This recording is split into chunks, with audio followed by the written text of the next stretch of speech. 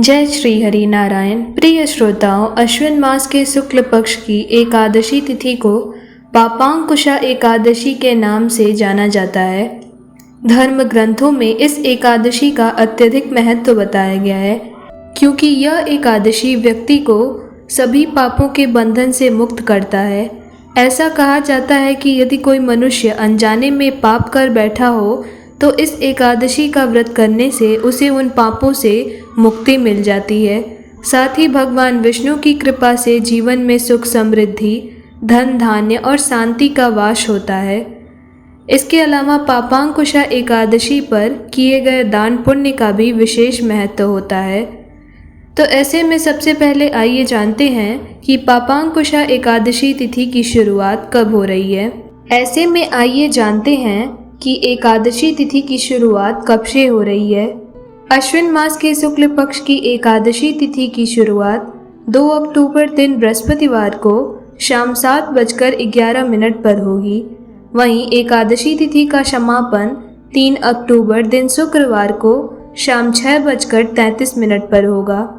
तो ऐसे में पापांकुशा एकादशी का व्रत 3 अक्टूबर दिन शुक्रवार को रखा जाएगा। अब बात करें पूजा के शुभ मुहूर्त की, तो पूजा का मुहूर्त एकादशी वाले दिन सुबह 6:15 से लेकर सुबह के 10:41 तक रहेगा। इस बीच आप भगवान श्री हरि की विधिवत पूजा कर सकते हैं। अब बात करें पूजा विधि की, तो पापांकुशा एकादशी के दिन सुबह प्रातःकाल में उठकर स्नानादि से मुक्त होकर साफ सुथरे वस्त्र पहन लीजिए। अगर पीले वस्त्र हो तो वो और भी उत्तम है। कभी भी एकादशी वाले दिन पीले वस्त्र ही पहनना शुभ होता है। अब इसके बाद पूजा स्थली की साफ सफाई करके एक चौकी पर पीला आसन बिछाकर भगवान विष्णु की मूर्ति या फिर फोटो को विराजमान कराइए। फिर प्रभु श्री हरि के समक्ष एक शुद्ध घी का दीपक या फिर तेल का दीपक जलाइए। उसके बाद भगवान श्री हरि को पीले चंदन से टीका करिए, पीले पुष्प चढ़ाइए। अक्षत से भी अगर हो तो अक्षत भी चढ़ाइए, अक्षत भी पीला होना चाहिए। उसके बाद भगवान विष्णु को भोग रूप में केले या फिर गुड़ या फिर चने का भोग लगाइए। याद रहे कि उसमें तुलसी दल अवश्य हो।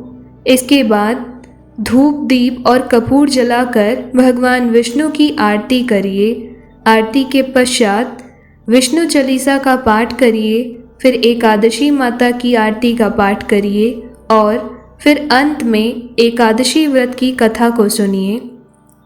फिर उसके बाद पूरे दिन श्री हरि के अनंत नामों का जप करते रहिए। आप भगवान श्री हरि विष्णु के किसी भी मंत्र का जप कर सकते हैं। एकादशी के दिन भगवान विष्णु के 2 विशेष मंत्र बताए गए हैं, जिन्हें पूजा के पश्चात पूरे दिन जपते रहना चाहिए। जैसे कि पहला मंत्र है ओम नमो नारायण नमः, दूसरा मंत्र है ओम नमो भगवते वासुदेवाय नमः। इन दोनों मंत्रों में से आप कोई भी एक मंत्र या तो माला लेकर 108 बार जप सकते हैं या फिर अपना कोई भी कार्य करते हुए इस मंत्र को जप सकते हैं। अब अगर बात करें पापांकुशा एकादशी व्रत के पारण के समय का, तो देखिए हरिवासर के समय कभी भी एकादशी व्रत का पारणा नहीं खोलना चाहिए, क्योंकि यह शुभ समय नहीं होता है।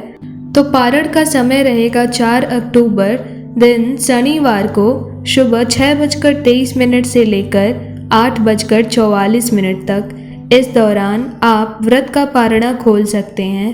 प्रिय श्रोताओं, पौराणिक ग्रंथों में पापांकुशा एकादशी का विस्तार से उल्लेख मिलता है।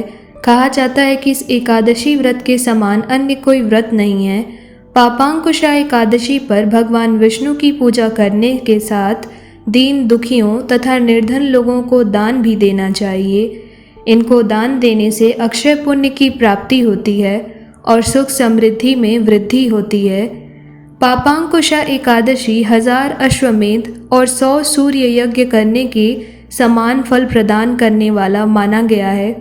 पद्म पुराण के अनुसार जो व्यक्ति इस दिन श्रद्धा पूर्वक सोना, तिल, भूमि, गौ, अन्न, जल, जूते और छाते का दान करते हैं, उनके ऊपर भगवान विष्णु की सदा कृपा होती है और उन्हें यमराज के भय से मुक्ति मिल जाती है। साथ ही इस दिन जो व्यक्ति रात्रि में जागरण करके प्रभु श्री हरि का भजन करता है और पूजा अर्चना करता है वह स्वर्ग का भागी बनता है, उसे वैकुंठ लोक की प्राप्ति होती है। प्रिय श्रोताओं, वैसे भी सनातन परंपरा में दान का बेहद महत्वपूर्ण भूमिका माना जाता है। हमारे धर्म ग्रंथों में दान के महत्व का उल्लेख मिलता है, जहां दान को सभी कष्टों और व्याधियों से निजात पाने का अचूक साधन माना गया है। सनातन धर्म में सदियों से ही दान की परंपरा रही है।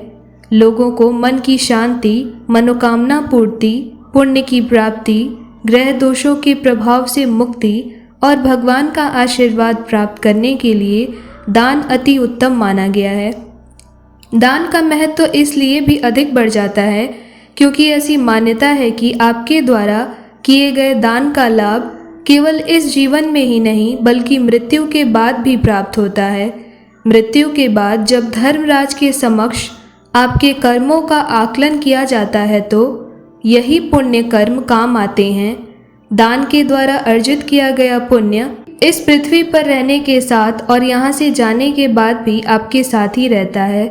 सनातन धर्म के कई ग्रंथों और पुराणों में दान के महत्व का विशेष महत्वता बताई गई है।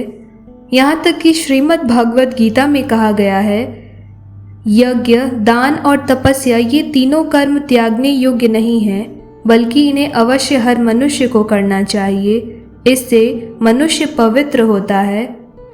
और खासकर एकादशी के दिन दान करना तो अत्यंत ही सर्वोत्तम है। कहा जाता है कि इस पुण्यकारी अवसर पर अन्न और भोजन का दान सबसे उत्तम है। इस पुण्यकारी अवसर पर नारायण सेवा संस्थान के दीनहीन निर्धन दिव्यांग बच्चों को भोजन दान करने के प्रकल्प में सहयोग करके भी मनुष्य पुण्य के भागी बन सकते हैं। इसीलिए शास्त्रों के अनुसार एकादशी वाले दिन जो दान करने की विधि बताई गई है उन चीज़ों का अवश्य दान करिए। प्रिय श्रोताओं, कुछ ऐसी सावधानियां शास्त्रों में बताई गई हैं जिसे एक पापांकुशा एकादशी के दिन करना वर्जित माना गया है। जैसे कि सबसे पहली सावधानी, पापांकुशा एकादशी के दिन चावल का सेवन करने की मनाही है। मान्यता है कि एकादशी के दिन चावल का सेवन करने से दोष लगता है, उसमें पाप का निवास होता है। इसीलिए जो भी व्यक्ति चावल का सेवन करता है उसमें भी पाप का निवास होता है। इसके अलावा पापांकुशा एकादशी के दिन मांस मदिरा का सेवन भी नहीं करना चाहिए। इस दिन तामसिक भोजन का सेवन करने से भगवान विष्णु नाराज हो सकते हैं। इसके अलावा धार्मिक मान्यताओं के अनुसार पापांकुशा एकादशी के दिन काले रंग के कपड़े नहीं पहनने चाहिए। भगवान विष्णु की कृपा दृष्टि पाए रखने के लिए इस दिन पीले रंग के वस्त्र धारण करना अत्यंत अनिवार्य और शुभ होता है।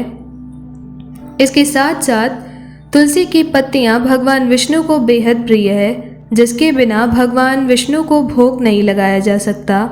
इसीलिए पापांकुशा एकादशी के दिन तुलसी की पत्तियों को न तो स्पर्श करना चाहिए और ना ही इन्हें तोड़ना चाहिए। अगर आपको भगवान विष्णु के लिए भोग में तुलसी पत्र रखना है तो एकादशी से एक दिन पहले ही तोड़ कर रख लीजिए। लेकिन किसी कारणवश आप तुलसी पत्र ना तोड़ पाए हो तो जो तुलसी का गमला हो उसके आसपास जाकर देख लीजिए। अगर कोई तुलसी पत्र गिरा हो तो वही उठाकर उसे धोकर ले जाकर भगवान विष्णु को समर्पित कर दीजिए। लेकिन भूल कर भी एकादशी वाले दिन न तो उसमें जल चढ़ाइए न ही स्पर्श कीजिए और तोड़ना तो बिल्कुल भी नहीं है। मान्यताओं के अनुसार इस दिन तुलसी जी व्रत रखती हैं, इसीलिए इन्हें स्पर्श करना या जल देना नहीं चाहिए। तो इस बात का विशेष ध्यान रखना चाहिए।